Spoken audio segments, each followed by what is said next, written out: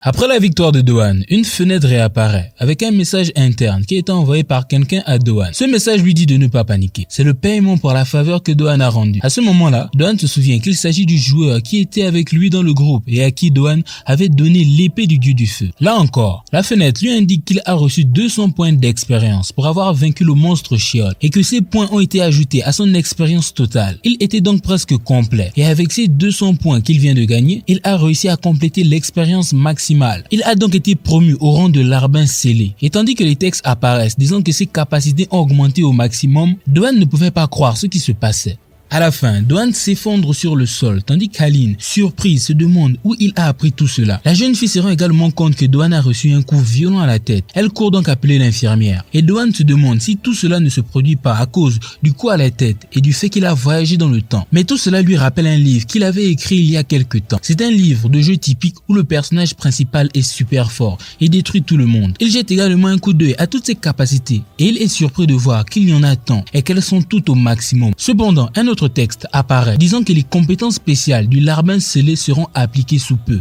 Et Doan est surpris de voir qu'il en reste encore. Eh bien, le rang larbin scellé porte bien son nom, car maintenant toute sa puissance et son expérience sont scellées et toutes ses capacités sont réduites à 1. La raison est que Doan est devenu si puissant qu'il a dû être nerfé. Doan est donc très contrarié car il n'avait aucune idée de ce qui allait se passer. Et s'il l'avait su, il aurait laissé Sheol le frapper pour ne pas avoir de problème. Maintenant, Doan est à nouveau un débutant. Et un autre texte apparaît pour le féliciter d'avoir vaincu le monstre Sheol. Et comme récompense, il reçoit une clé en or. Tout cela concernait la mission que Doan avait acceptée dès le début et qui n'était rien de plus qu'une quête de toute façon. Il a reçu une clé en or. Puis Doan quitte la classe et les amis de Sheol le regardent pendant qu'il parle de ce qui s'est passé. Certes, ils n'ont rien vu du tout. Mais apparemment, il y avait déjà des rumeurs dans l'école. Car, quelques secondes avant de quitter la salle, Sheol maudissait tout le monde en rentrant chez lui. Mais en tout cas, Doan marche en voyant la clé en or qu'il avait gagnée. Et à première vue, ça ressemble à une clé ordinaire. Il décide donc de ne pas y accorder trop d'importance et met la clé dans sa poche pour rentrer chez lui. Et aussi pour découvrir l'identité de l'administrateur qui lui a donné toutes ses capacités.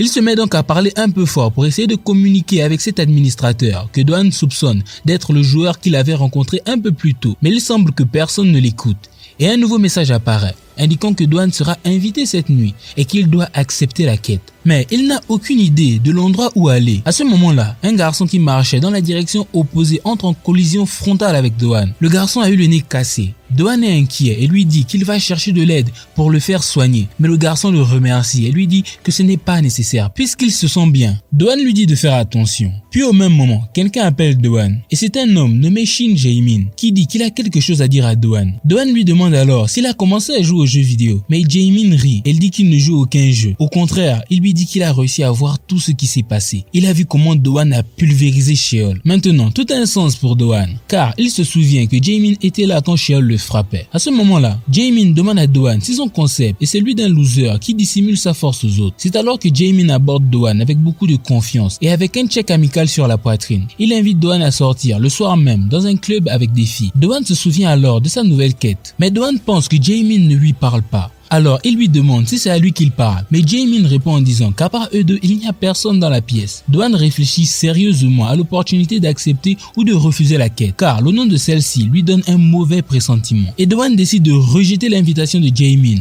En conséquence, un autre message apparaît disant qu'il recevra une pénalité pour avoir rejeté la quête. C'est alors qu'une forte douleur apparaît dans le corps de Doan. Elle est si insupportable qu'il ne peut s'empêcher de crier. Au même moment, d'autres garçons, les amis de Sheol, arrivent et trouvent Doan étendu au sol, en train de souffrir. Et il pense que Sheol aurait peut-être frappé Doan dans les parties. Le fait est que Doan devra endurer cette douleur pendant 59 minutes s'il n'accepte pas la quête. Donc évidemment, Doan est forcé de l'accepter. Dans une nouvelle scène, nous allons dans une rue de la ville et nous voyons Jae-min qui passait par là et rencontre Doan. Et Jae-min lui demande pourquoi il a changé d'avis et décidé de venir. Mais Doan lui répond avec quelques prétextes. Mais néanmoins, dans sa tête, il savait qu'il ne pourrait pas supporter cette douleur pendant 60 secondes et encore moins pendant 1 heure. À ce moment-là, Doan avoue qu'il a un peu peur et il lui demande s'il est sûr que rien de grave ne va se produire. Là, Jae-min lui répond avec une expression très effrayante et dit qu'il ne doit pas s'inquiéter et qu'il va s'amuser. Doan, complètement terrifié, décide d'inventer une histoire dans laquelle son grand-père l'appelle pour qu'il puisse quitter cet endroit au plus vite. Mais soudain, les filles qu'ils attendaient apparaissent et parmi elles, il y en a une qui a étonné Doan par sa beauté. Mais il est surpris de voir la grande quantité d'alcool qui est servie sur la table et il y a aussi beaucoup de nourriture. Et Jae-min commence à ouvrir la première bouteille de liqueur. Cela fait un moment et Doan et Jaemin sont toujours en train de boire. Apparemment, l'alcool a fait son effet sur la tête de Doan et Jaemin demande à Doan s'il est doué pour boire. Doan répond qu'il ne sait pas puisqu'il n'a jamais été ivre. Mais Doan disait cela parce qu'il n'a jamais vraiment bu d'alcool. Mais Jaemin a compris qu'il était très doué pour boire et lui dit de ne pas s'inquiéter pour l'argent et qu'il pouvait demander ce qu'il voulait puisque l'addition était à sa charge. Doan est surpris que Jaemin soit si amical avec lui. Peu de temps après, un autre garçon arrive à la soirée et il s'agit d'un garçon qui fait la navette entre les portefeuilles, ce qui signifie qu'il paie les factures des autres. Mais Doan se rend compte qu'il s'agit du même garçon avec lequel il était déjà entré en collision. Mais Yu a fait un commentaire qu'apparemment Jaemin n'a pas du tout apprécié. À première vue, on peut voir que Jaemin est assez cruel avec Yu. À ce moment-là, Yu est assis avec les autres et quand Jaemin allait lui servir un verre, il a renversé la boisson sur son pantalon. Et bien évidemment, il l'a fait avec une mauvaise intention. Après cela, il se moque de Yu, mais Yu s'excuse de porter un pantalon gris. Doan réalise alors qu'il s'agit bien là d'un cas d'intimidation. Et maintenant tout est clair. Le garçon ne saignait pas du nez à cause du coup qu'il a reçu lorsqu'il est rentré en collision avec Doan. Mais c'est plutôt parce que quelques secondes auparavant, il avait reçu un coup et que juste à l'intérieur du vestiaire d'où il est sorti, il y avait Jaemin. Toutes ces choses envahissent alors la tête de Doan. Et il n'arrive pas à y croire car il s'implique de plus en plus avec ces voyous qu'il veut tant éviter. À ce moment-là, une des filles dit à Jaemin qu'il devrait chanter et Jaemin accepte sans hésiter mais dit qu'il chantera des chansons d'amour et que Yu va danser sur celle-ci. Doan connaît déjà la situation entre Jaemin et Yu et évidemment Jaemin fait cela pour l'humilier. Mais une des filles lui dit qu'il ne devrait pas demander au garçon de danser. Cependant, Yu est tellement soumis qu'il accepte de danser même si au fond de lui, il n'en a pas vraiment envie. À ce moment-là, Doan dit à Jaemin qu'il va aller aux toilettes car il se sent un peu mal. Quand il est dans les toilettes, Doan pense que la seule raison pour laquelle Jaemin ne l'a pas embêté est qu'il pense que Doan est un loser qui dissimule sa force. Mais en réalité, il n'est qu'un faible, sans force à cause du plafond qui lui était soumis pour l'empêcher d'atteindre le niveau maximum. Et que ce n'est qu'une question de temps avant que Jaemin ne le découvre. Et alors là, Doan sera mort. Il a donc eu l'idée de quitter cet endroit dès que possible. Puisqu'il a fait ce que la quête demandait. Il a déjà accepté de partir. Et il ne devrait donc pas y avoir de problème s'il part. Mais au moment de partir, il se souvient de Yu. D'une certaine manière, il comprend ce qu'il traverse. Alors il décide de rester. Et quand il arrive sur place, il se rend compte que les filles sont parties. Et que Yu n'a plus de pantalon. Mais Doan demande à Jaemin ce qu'il a fait du pantalon du garçon. Et il lui répond malicieusement qu'il se sent mal d'avoir renversé de l'alcool dessus. Alors il le lave. Mais la vérité est qu'il l'a mis dans une poubelle pleine d'alcool. Doan réfléchit alors, mais il décide d'agir avec courage et de manière assez provocante. Il demande à Jaemin de lui rendre le pantalon. Mais à ce moment-là, un homme gigantesque et très musclé, ami de Jaemin, arrive. Là, Jaemin dit alors à Doan de lui rappeler à nouveau ce qu'il voulait. Mais Doan change de sujet et lui demande de lui passer le micro car il veut chanter. Puis un texte apparaît disant que la quête a été achevée. Et une nouvelle quête apparaît qui consiste à frapper la tête de Jaemin avec le microphone. Et il n'a que 30 minutes pour le faire. Et comme récompense, il recevra la clé en cuivre. Pendant que Doan lit la mission, il est complètement paralysé car il n'a aucune idée de ce qu'il doit faire. De plus, s'il n'accomplit pas la mission, il aura évidemment une pénalité pour l'avoir refusée. Et en parlant de pénalité, Doan ne veut pas en faire une nouvelle expérience. Et puis, tout le monde est réuni autour de la table.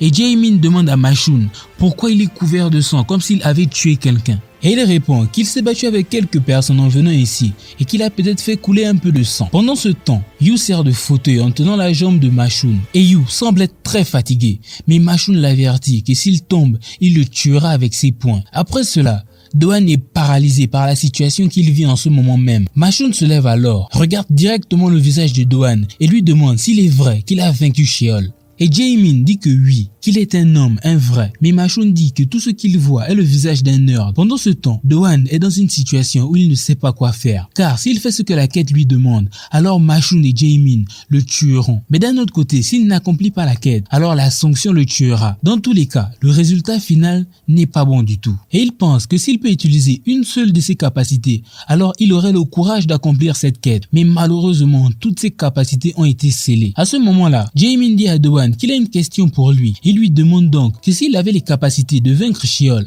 alors pourquoi il se laissait faire? Mais Doan ne sait pas quoi répondre. Mais Jaemin lui dit qu'il n'est pas obligé de lui répondre, puisqu'il l'a invité à cet endroit parce qu'il a quelque chose d'important à lui dire. Et c'est là que Jaemin lui demande qu'ils marchent main dans la main ensemble. Mais Doan pense rapidement que c'est peut-être parce que Jaemin aime les hommes. Mais ce que Jaemin veut vraiment dire, c'est qu'il veut être ami avec lui. Il veut que Doan rejoigne sa bande de voyous pour prendre le contrôle du quartier de Gwangnak. Il lui parle également également des avantages qu'il aurait s'il les rejoignait, à savoir l'alcool, la drogue, les subordonnés, l'argent et les filles, et bien d'autres choses encore. Mais rapidement, Doan dit qu'il n'est pas intéressé. En tant qu'intello, mais maintenant il fera partie d'une bande de voyous. Mais Jae-min lui dit qu'il n'a pas besoin de répondre tout de suite et qu'il va lui laisser du temps pour y réfléchir. Pendant ce temps, Doan pense que ça doit être un signe de Dieu pour qu'il modifie son style de vie et qu'il puisse maintenant être un garçon populaire et admiré. Et pendant qu'il réfléchit, Yu lui dit qu'il est tombé sur une clé en or lorsqu'ils se sont percutés à l'école. Et Doan le remercie car il ne savait même pas que cette clé avait disparu. Et Yu profite de la situation pour lui dire qu'il n'est pas commode pour lui d'être lié à Jae-min. Et Doan lui demande pourquoi il dit ça. Alors Yu lui dit que malgré tout, il est clair que Doan n'est pas un mauvais garçon. Alors une fois de plus, Doan doute. Et il ne lui reste que 3 minutes pour terminer la quête, ce qui lui met encore plus la pression. Mais au final, Doan préfère prendre la peine de la sanction plutôt que de devoir retourner à sa vie de nerd et d'être traité comme tel. Il fait donc semblant de recevoir un appel et quitte l'endroit pour attendre ce qui lui arrive, c'est-à-dire sa sanction. L'histoire nous parle ensuite d'un dicton qui dit que lorsqu'un éléphant est sur le point de mourir, il se retire de son troupeau et meurt seul. Et c'est exactement ce qui se passe avec Doan, qui se trouve dans la pièce principale du lieu et qui souffre beaucoup à cause de la punition qui lui est infligée pour ne pas avoir accompli la quête. Mais il ne lui reste que 30 secondes de souffrance, alors il n'a pas l'intention d'abandonner. Le pire est déjà passé. Pendant ce temps, les garçons continuent de profiter de la fête et Mashun demande une chanson en particulier car l'alcool lui est déjà monté à la tête.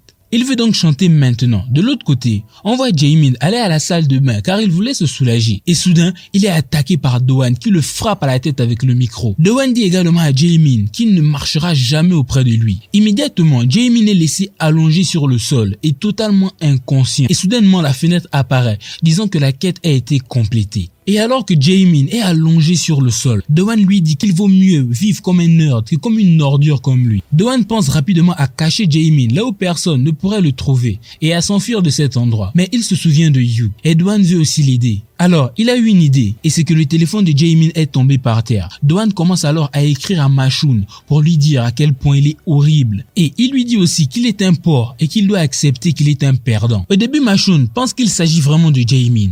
Il n'hésite donc pas à partir à sa recherche pour le détruire. De l'autre côté, Doan fait ses affaires, et soudain, Mashun arrive et se rend compte de tout ce qui se passe. Une quête surprise est alors activée qui prévient qu'en raison de la provocation du joueur, le patron Mashun est maintenant furieux et que le combat est sur le point de commencer. À ce moment-là, Mashun donne un violent coup de pied à Doan et l'envoie voler. Mashun l'attrape par le cou en lui disant que s'il ne savait pas, Jae-min n'envoie pas de message au téléphone quand il est ivre. Cela prend Doan par surprise car il ne le savait pas. Mashun frappe ensuite Doan tout en protestant contre la raison pour laquelle il a trahi Jae-min. Il se retourne alors pour regarder Jae-min et se rend compte qu'il est inconscient et remarque également que c'est parce que Doan a utilisé le micro pour le frapper. Mashun le traite alors de lâche et le jette contre des caisses qui se trouvent à cet endroit. La situation est assez grave et Doan se résigne à mourir. Mais c'est alors que la clé en or tombe de sa poche. Doan aimerait alors l'utiliser mais il ne sait pas comment s'y prendre. La fenêtre de compétences apparaît alors et Doan remarque qu'il se trouve au centre de toutes les compétences scellées et qu'il y a une serrure. Alors Doan insère la clé dans cette serrure et l'ouvre. Pendant ce temps, Mashun aide Jae-min et soudain Doan lui parle derrière son dos et en lui disant que même si son corps lui fait mal,